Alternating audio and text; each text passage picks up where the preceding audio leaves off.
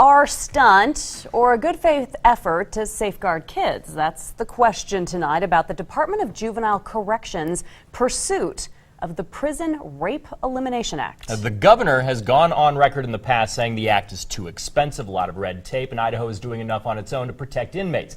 So why then is Juvenile Corrections touting its latest federal mandated audit?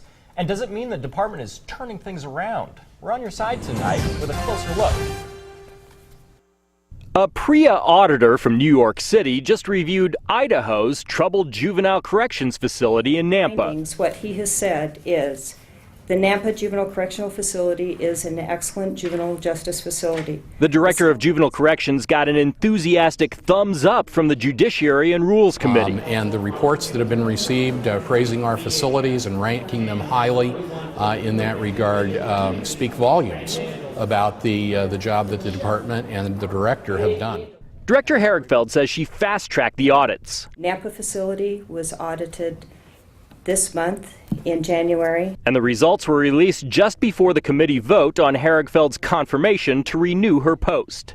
But whistleblowers say there's a problem. They say the auditor never talked to a single one of them. Director Herigfeld disputes that, but she says she can't comment because it's a personnel matter. In another discrepancy, in the report from the auditor which we obtained, it says the auditor talked with the maintenance supervisor. But I talked with that supervisor, and he says that conversation never took place. And emails obtained by On Your Side show how days before the audit, IDJC was holding meetings to discuss how best to answer the auditor's questions. Even inmates were included. In the end, IDJC paid the auditor $5,000 to evaluate themselves. Senator Burgoyne says it's helpful, and he's perplexed by the governor's refusal to comply with the Prison Rape Elimination Act. I disagree with the governor's choice of language.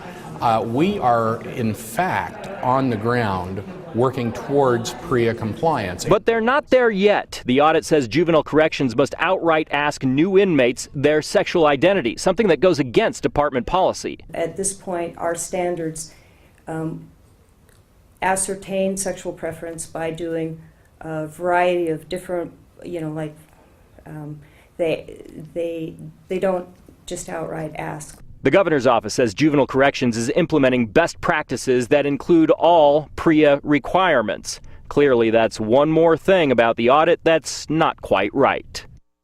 Now, earlier tonight, the governor's office sent me new information softening the governor's stance on PREA. It said the governor maintains a zero tolerance for sexual assault behind bars. He's always done that.